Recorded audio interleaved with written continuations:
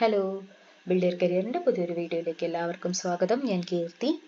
RRB exams 5 ദിവസമേ ഉള്ളൂ അല്ലേ ഇനി നമ്മുടെ മുന്നിൽ. അപ്പോൾ അതല്ലാണ്ട് അതിന് മുന്നേ അത് കഴിഞ്ഞ് വരുന്നവർക്കെല്ലാം സമയമുണ്ട്. എന്നാലും നമുക്ക് ഒഫീഷ്യലി എക്സാം സ്റ്റാർട്ട് ചെയ്യാൻ 5 ദിവസമേ ഉള്ളൂ. അപ്പോൾ എല്ലാവരും നല്ല രീതിയിൽ തന്നെ പ്രിപ്പയർ ചെയ്യുക. നമ്മുടെ 20 ഡേയ്സ് സീരീസും അതിൻ്റെ ഫൈനൽ ലാപ്പിലേക്ക് എത്തിക്കൊണ്ടിരിക്കുകയാണ്. മാത്സിൻ്റെ 5ാമത്തെ റിവിഷൻ ക്ലാസ് ആണ് നമ്മൾ ഇന്നിവിടെ നോക്കാൻ പോകുന്നത്. ഓക്കെ, അപ്പോൾ ഈ വീഡിയോ ആദ്യമായിട്ട് കാണുന്നവരാണെന്നുണ്ടെങ്കിൽ നമ്മുടെ ചാനൽ ഒന്ന് സബ്സ്ക്രൈബ് ചെയ്യുക. നിങ്ങളെപ്പോലെ തന്നെ ഈ വീഡിയോസ് യൂസ്ഫുൾ ആവുമെന്ന് തോന്നുന്നവർക്ക് ഇതൊന്ന് ഷെയർ കൂടെ ചെയ്തു കൊടുക്കുക. നമുക്ക് ക്വസ്റ്റ്യൻസിലേക്ക് കടക്കാം. Coin tossed 4 times. What is the probability of getting head in the first 2 tosses? ആദ്യത്തെ 2 ടോസിൽ ഹെഡ് കിട്ടാനുള്ള പ്രോബബിലിറ്റി ആണ് ചോദിച്ചിരിക്കുന്നത്. അപ്പോൾ ഒരു കോയിൻ ടോസ് ചെയ്താൽ കിട്ടാനുള്ള ചാൻസ് ഏതൊക്കെയാണ്? ഒരു ഹെഡും ഒരു ടെയിലും അല്ലേ. അപ്പോൾ ടോട്ടൽ ഔട്ട്കം എത്രയാണ്? 2 ആണ് വരുന്നത് അല്ലേ. അപ്പോൾ അതിൽ പോസിബിൾ ഔട്ട്കം എന്താണ്? ഹെഡ് ഒരെണ്ണമാണ് അല്ലേ. അപ്പോൾ ആദ്യത്തെ ടോസിൽ 1/2 ആണ് പ്രോബബിലിറ്റി, രണ്ടാമത്തെ ടോസിലും എന്ത് തന്നെയാണ്? 1/2 തന്നെയാണ്. അങ്ങനെയാണെങ്കിൽ ആദ്യത്തെ 2 ടോസിലുള്ളവരുടെ പ്രോബബിലിറ്റി എന്ന് പറഞ്ഞാൽ എന്താണ്? 1/2 × 1/2 ആണ് ചെയ്യേണ്ടത്, വിച്ച് ഇസ് ഈക്വൽ ടു 1/4 ആണ് എന്തെന്ന് പറയുന്നത് ആദ്യത്തെ 2 ടോസിലുള്ളവരുടെ പ്രോബബിലിറ്റി എന്ന് പറയുന്നത്. ഓക്കെ, അപ്പോൾ അത് മനസ്സിലായി എന്ന് വിചാരിക്കണം. അടുത്ത ക്വസ്റ്റ്യനിലേക്ക് പോവാം. The cost price of 20 tables is equal to the selling price of X tables. If there is a profit of 25%, then what is the value of X? നമ്മളോട് എന്താ പറഞ്ഞിരിക്കുന്നത്? CP ഓഫ് 20 ടേബിൾസ് എന്ന് പറഞ്ഞാൽ എന്തിന് ഈക്വൽ ആണ്? SP of X ടേബിൾസിന് equal ആണ്. അതായത് 20 CP എന്ന് പറഞ്ഞാൽ എന്താണ്? X × SP പെർ ടേബിൾ ആണ്. Okay, X × SP per table ആണ്. ഇനി 25% പ്രോഫിറ്റ് എന്ന് പറഞ്ഞാൽ അത് എത്രയാണ്? 125/100 ആണ് അല്ലേ. 125/100 ആണ്. അപ്പം അതും നമുക്ക് കിട്ടി. ഇനി നമ്മൾ എന്താ ചെയ്യാൻ പോകുന്നത്? SP പെർ ടേബിൾ എന്ന് പറഞ്ഞാൽ എന്താണ്? നമുക്കിവിടെ അറിയാം അല്ലേ. SP പെർ ടേബിൾ എന്ന് പറഞ്ഞാൽ CP പെർ ടേബിൾ ഇൻറ്റു 125/100 ആണ് അല്ലേ. ഒരു ടേബിളിൻ്റെ സെല്ലിംഗ് പ്രൈസ് എന്ന് പറഞ്ഞാൽ എന്താണ്? ഒരു ടേബിളിൻ്റെ കോസ്റ്റ് പ്രൈസിൻ്റെ 125% ആണ് അല്ലേ. അപ്പം നമ്മൾ എന്ത് ചെയ്യാണ്? ഇവിടെ ഈ ഒരു ഇക്വേഷൻ സബ്സ്റ്റിറ്റ്യൂട്ട് ചെയ്ത് കൊടുക്കുകയാണ്. അപ്പം നമുക്ക് എന്ത് കിട്ടും?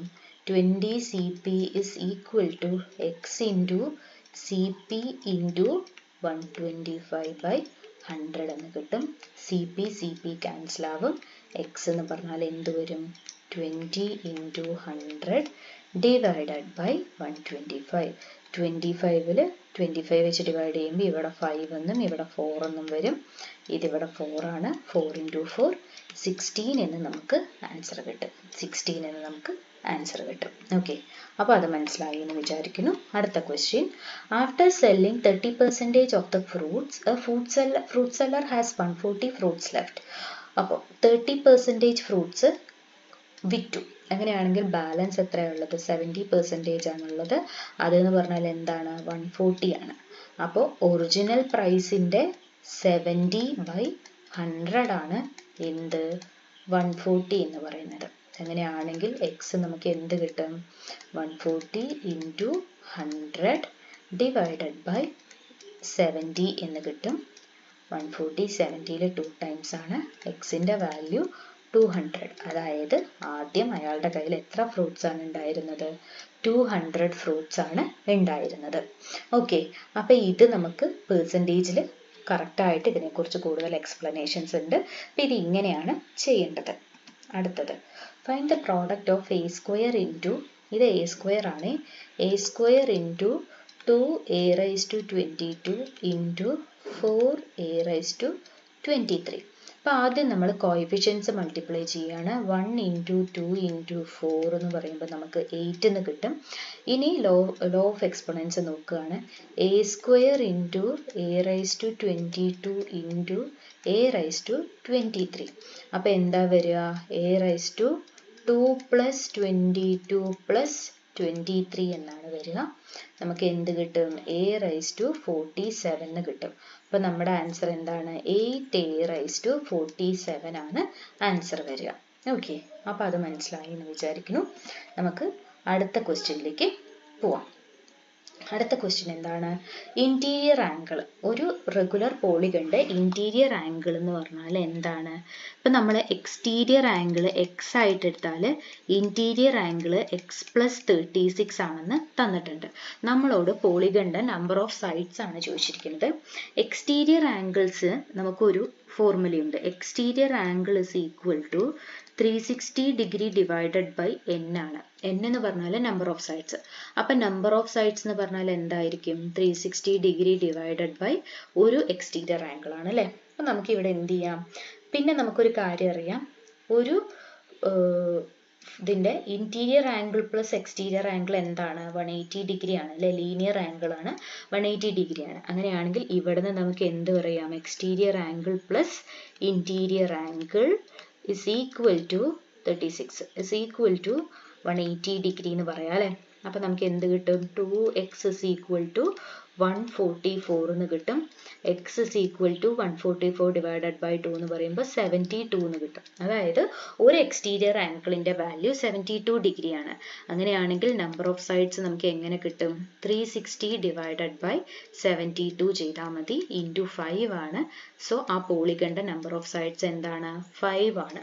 ഓക്കെ, അപ്പം ഇങ്ങനെയാണ് നമ്മൾ എക്സ്റ്റീരിയർ ആംഗിൾ ഇന്റീരിയർ ആംഗിൾ ചെയ്യേണ്ടത്. ഓക്കെ, അപ്പോൾ ആ ഒരു ഐഡിയ മനസ്സിലായി എന്ന് വിചാരിക്കുന്നു. ഈ ഒരു കാര്യം ഒന്ന് നോക്കി വെക്കേണ്ടതാണ്. ഓക്കെ, അടുത്തത്, in A bag there are coins of 25 paise, 10 paise and 5 paise in a ratio of 1:2:3. അപ്പോൾ 25 paise, 10 paise, 5 paise ഇവരുടെ റേഷ്യോ എങ്ങനെയാണ്? 1:2:3. മൊത്തം 30 റുപ്പീസ്. 30 റുപ്പീസ് എന്ന് പറഞ്ഞാൽ എത്ര പൈസയാണ്? 3000 പൈസയാണ്. ഓക്കെ, ഇനി എന്താണ് നമ്മളോട് കാണാൻ പറഞ്ഞിരിക്കുന്നത്? 5 പൈസ കോയിൻ എത്ര ഉണ്ടെന്നാണ് ചോദിച്ചിരിക്കുന്നത്. അപ്പോൾ 20 ഇത് നമ്പർ ആണ് അല്ലേ? ഈ ഒരു റേഷ്യോ അല്ലേ? അപ്പോൾ 25 പൈസ എത്രയാണുള്ളത്? 25 ഇൻറ്റു 1x പ്ലസ് ടോട്ടൽ ആണ് കാണാൻ പോകുന്നത്. 10 പൈസയുടെ 2x നമ്പർ ഉണ്ട്, 5 പൈസയുടെ 3x നമ്പർ ആണ് ഉള്ളത്. ഇത് ടോട്ടൽ എത്രയാണ്? 3000 ആണ്. നമുക്ക് കാണേണ്ടത് 3x ആണ്. അത് അവിടെ ഒന്ന് മാർക്ക് ചെയ്ത് വെക്കാം. ഇനി 25, ഇവിടെ 25 into x, 25x plus 20x plus 15x is equal to 3000 എന്ന് നമുക്ക് കിട്ടും. ഓക്കെ, അപ്പോൾ ഇത് ആഡ് ചെയ്യുമ്പോൾ നമുക്ക് എന്ത് കിട്ടും? 25 പ്ലസ് 15 എന്ന് പറയുമ്പോൾ 40, നമുക്ക് എത്രയാണ് കിട്ടുക? 40 കിട്ടും. 40 പ്ലസ് 20 എന്ന് പറഞ്ഞാൽ 60. അപ്പം 60x ഇസ് ഈക്വൽ ടു 3000 എന്ന് കിട്ടും. എക്സ് നമുക്ക് എന്ത് കിട്ടും? 3000 ഡിവൈഡഡ് ബൈ 60 ആണ്. 300 ഡിവൈഡഡ് ബൈ 6 എന്ന് പറഞ്ഞാൽ 50 ആണ് കിട്ടുക. നമുക്ക് 3x ആണ് കാണേണ്ടത്. So 3 into 50 which is equal to 150. Okay, അപ്പോൾ 150 ആണ് നമുക്ക് എന്ത് വരുന്നത്? ആൻസർ ആയിട്ട് വരുന്നത്. മനസ്സിലായി എന്ന് വിചാരിക്കുന്നു. അടുത്തത്, what is the difference between the largest and the smallest fractions among തന്നിരിക്കുന്നതിൽ? അപ്പം നമ്മൾ ആദ്യം എന്ത് ചെയ്യണം? ഡിനോമിനേറ്റേഴ്സ് നോക്കുക. 3, 4, 5, 6. ഇതിൻ്റെ LCM എന്താണ്? 60 ആണ് LCM വരുന്നത്. ഇനി നമുക്ക് ഫ്രാക്ഷൻസ് നോക്കാം. 3 60 ആവാൻ ഇൻറ്റു 20 ആണ്. അപ്പോൾ ഇവിടെ എന്ത് വരും? 40/60 എന്ന് വരും. ഇനി ഇവിടെ ആണെങ്കിൽ 4 60 ആവാൻ എത്രയാണ്? 15 ആണ്. 3 ഇൻറ്റു 15 എന്ന് പറഞ്ഞാൽ 45 ആണ്. 45/60 എന്ന് വരും. ദെൻ 4/5 ഇവിടെ വരുമ്പോൾ എന്താ വരിക?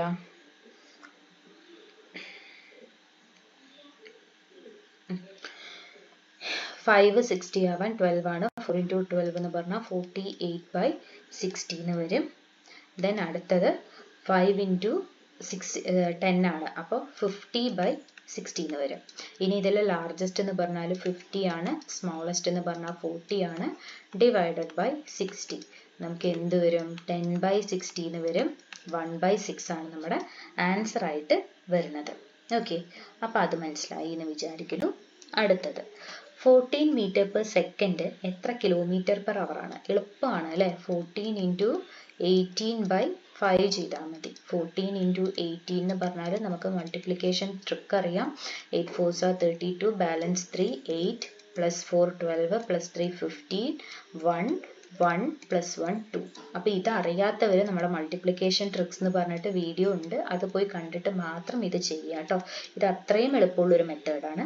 ഇനി 252 ഡിവൈഡഡ് ബൈ 5 എന്ന് പറയുമ്പോൾ 5 0 20 ആക്കാൻ ഒരു പോയിന്റ് ഇട്ട് കൊടുക്കുക 4. 50.4 km/h ആണ് 14 m/s എന്ന് പറയുന്നത്. ഓക്കെ, അപ്പോൾ അത് മനസ്സിലായി എന്ന് വിചാരിക്കുന്നു. അടുത്തത്, after completing work together in 2 days, P and Q received ₹1,200 and ₹400 respectively. അപ്പോൾ പിയുടെ എമൗണ്ട് എത്രയാണ്? 1,200. ക്യൂവിൻ്റെ എമൗണ്ട് എത്രയാണ്? 400 ആണ്. ഓക്കെ, അപ്പോൾ നമ്മളോട് എന്താ പറഞ്ഞിരിക്കുന്നത്? ഈ ക്യൂ ഒറ്റയ്ക്ക് ഈ വർക്ക് എത്ര ദിവസം ചെയ്യാൻ പറ്റുമെന്നാണ് ചോദിച്ചിരിക്കുന്നത്. അപ്പോൾ ഇവരുടെ എഫിഷ്യൻസി എന്താണ്? Wages is equal to efficiency ആണ്. എഫിഷ്യൻസിക്ക് അനുസരിച്ചിട്ടാണ് വേജ് കൊടുക്കുക അല്ലേ. അപ്പോൾ നമുക്ക് റേഷ്യോ നോക്കാം. 12:4 എന്ന് പറഞ്ഞാൽ എഫിഷ്യൻസിയും സെയിം തന്നെയാണ്. 12:4 എന്ന് പറഞ്ഞാൽ എന്ത് വരും? 3:1 എന്നാണ് അവരുടെ റേഷ്യോ വരുന്നത്. ഓക്കെ, അപ്പം ratio of wages is equal to ratio of efficiency ആണ്. അപ്പോൾ 3:1 ആണ് റേഷ്യോ. ഇനി ക്യൂ ഒറ്റയ്ക്ക് എത്ര ദിവസം എടുക്കും ഈ വർക്ക് കംപ്ലീറ്റ് ചെയ്യാൻ എന്നാണ് ചോദിച്ചിരിക്കുന്നത്. അപ്പോൾ ഇവർ ടോട്ടൽ എത്രയാണ് എടുക്കുക? 3 + 1 × 2. 2 ദിവസം കൊണ്ട് എത്ര വർക്കാണ്? 8 യൂണിറ്റ് വർക്കാണ് ഇവർ ചെയ്യുന്നത്. ഓക്കെ, ഇവർ രണ്ടുപേരും കൂടെ 8 യൂണിറ്റ് വർക്കാണ് കംപ്ലീറ്റ് ചെയ്തത്. ഇനി ഇത് ക്യൂ ഒറ്റയ്ക്ക് എത്ര ദിവസം കൊണ്ട് ചെയ്യും? ക്യൂവിൻ്റെ എഫിഷ്യൻസി 1 ആണ് അല്ലേ. 3:1 അവിടെ 1 ആണ്. അങ്ങനെയാണെങ്കിൽ ക്യൂ എത്ര ദിവസം കൊണ്ട് ഈ വർക്ക് തീർക്കും? ക്യൂ 8 ദിവസം കൊണ്ടാണ് ഈ വർക്ക് തീർക്കുക. 8 യൂണിറ്റ് വർക്ക് ചെയ്യാൻ ക്യൂവിന് എത്ര ദിവസം വേണം?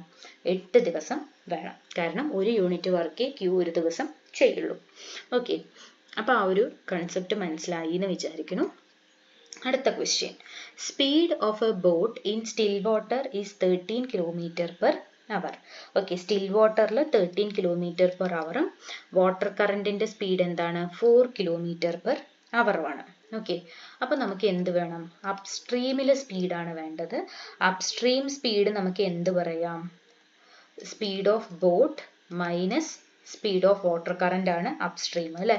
എന്താണ്? 9 km/h ആണ് അപ്സ്ട്രീം വരുന്നത് അല്ലേ. U മൈനസ് വി, യുവും വിയും, U മൈനസ് വി ആണ് അപ്സ്ട്രീം വരുന്നത്. ഇനി നമ്മളോട് പറഞ്ഞിരിക്കുന്നത് എന്താണ്?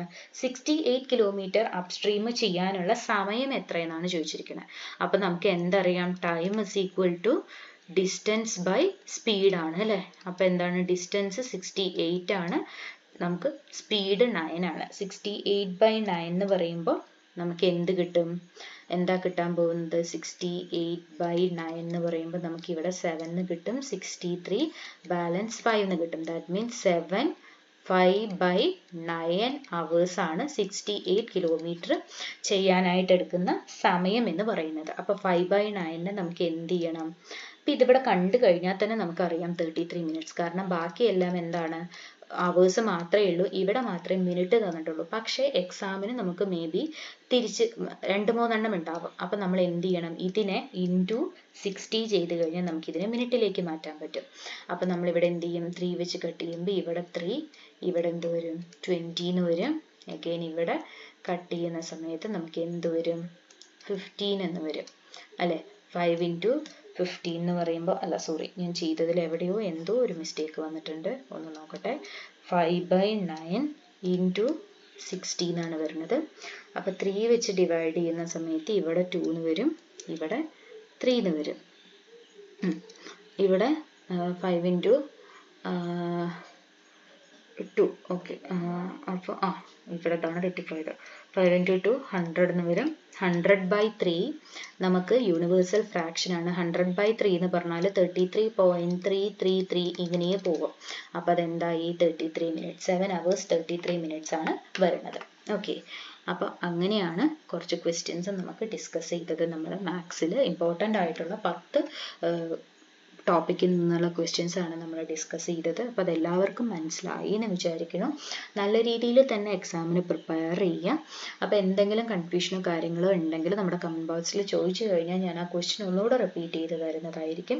അതുപോലെ തന്നെ നിങ്ങൾക്ക് ഏതെങ്കിലും സ്പെസിഫിക് ടോപ്പിക്സ് ആവശ്യമായിട്ടുണ്ടെങ്കിൽ അത് നമ്മൾ കമൻറ്റ് ബോക്സിൽ കൂടെ അറിയിച്ചു കഴിഞ്ഞാൽ നമ്മൾ ആ ടോപ്പിക്സും വൈകാതെ വീഡിയോസ് ആയിട്ട് ചെയ്യുന്നതായിരിക്കും. ഓക്കെ, അപ്പോൾ നിങ്ങൾ പറഞ്ഞ ഓൾമോസ്റ്റ് എല്ലാ വീഡിയോസും നമ്മൾ ചെയ്തിട്ടുണ്ട്. അപ്പോൾ അതെല്ലാവർക്കും യൂസ്ഫുൾ ആയിട്ടുണ്ടാവും എന്ന് തന്നെയാണ് വിശ്വസിക്കുന്നത്. അപ്പോൾ ഈ വീഡിയോ ആദ്യമായിട്ട് കാണുന്നവരാണെന്നുണ്ടെങ്കിൽ എന്നും പറയുന്നത് പോലെ തന്നെ നമ്മളെ ഒന്ന് സബ്സ്ക്രൈബ് ചെയ്യുക, സപ്പോർട്ട് ചെയ്യുക. നിങ്ങളുടെ സപ്പോർട്ട് കൊണ്ട് മാത്രമാണ് നമ്മൾ ഈ ഒരു ചാനൽ മുന്നോട്ട് പോയിക്കൊണ്ടിരിക്കുന്നത്.